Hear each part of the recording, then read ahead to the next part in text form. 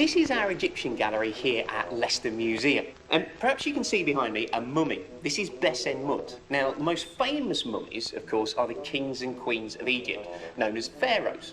Now, mummification is a really long and disgusting process. It takes up to about 70 days, and you have to remove bits from the body. So your stomach, lungs, intestine, liver, they're taken out and put inside 4 sacred jars known as canopic jars. Now, on the way to the afterlife, these mummies would have things to help them and to look after them. So some things were there to bring you good luck, and the others were simple things like food. If you were going to have a good time in the afterlife, what would you take with you? We're going to find out, though, what the Egyptians would take with them. So come on, let's go. As you can see, we've got lots of different things on the table here. Lots of different artifacts that the Egyptians would take with them into the afterlife. Now, we're going to look at 3 key areas. Things that bring you luck, things that help you when you get to the afterlife, but most importantly, food. We all like food, don't we? So, let's start off with things that bring you luck. These items, which are called amulets. Okay, so we've got 4 different ones, and the one that we're going to have a look at is this one here, because he is an amulet of a very, very famous Egyptian god. Horus is quite a famous Egyptian god, and he was really popular with the pharaohs and important men, because Horus is an eagle, and Horus would be high in the sky, looking down on everything, and he could spy and keep an eye and protect you and warn you if there was danger. Now, these look like little mummies, okay? A bit like the sarcophagus of Mut that we saw earlier on. Except these are specially made servants. And these would come to life in the afterlife and help you do all the things like cooking, cleaning, washing, all the stuff that you don't want to do. And these are known as shabti. So, if you're a rich person, you might have a few. If you're the pharaoh, you'd probably have hundreds of those altogether.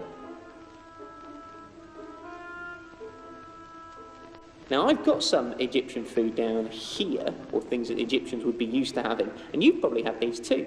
What about this? Okay, recognise it? It's a plum, all right? We've also got some fish. Do you like fish? Maybe you like fish and chips. The Egyptians didn't have chips, though, because they come from potatoes, and potatoes come from America. No one's been to America yet, so it's fish on its own. So we've got fish, we've got some, recognise it? Onion? And some lettuce leaves, and of course as well we have got some grapes. Very, very tasty.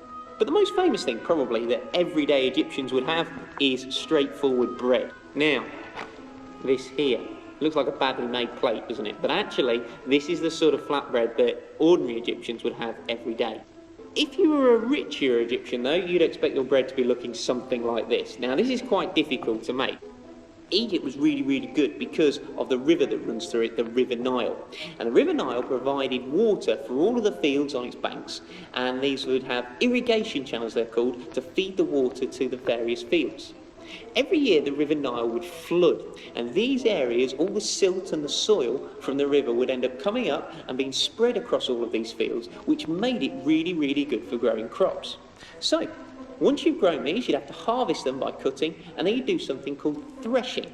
So this basically, in the ancient Egyptian times, is beating it to separate the wheat from the chaff. Now this is a quernstone.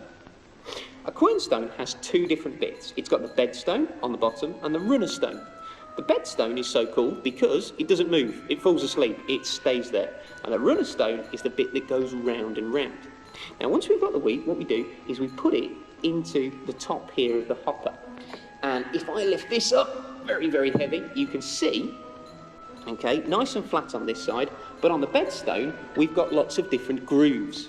Now, when I turn this round and round, what happens is it grinds down, and you probably see some flour left over in this one, okay? It grinds it down into flour, it works its way out of the grooves, and ends up coming around the outside. And then you can collect it up. So we've got a little oven over here. This is sort of typical of the sort of thing that ordinary Egyptians would probably have in their house.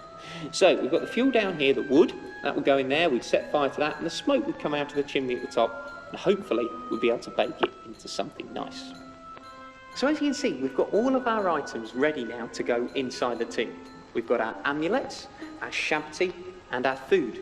Now, if you were the pharaoh, there'd be a long, big sacred procession to take all of these items in. We're going to take the food in though first, so let's go. these are the last items now ready for Besenmut. We've got our amulets and our shabti, and of course the food's already been brought in. These are just some examples of what the Egyptians would take with them to their afterlife. Sometimes they took toys and games, and in the case of Tutankhamun, he took with him a whole chariot. Right, I think it's probably best we leave Besenmut now and get the tomb closed.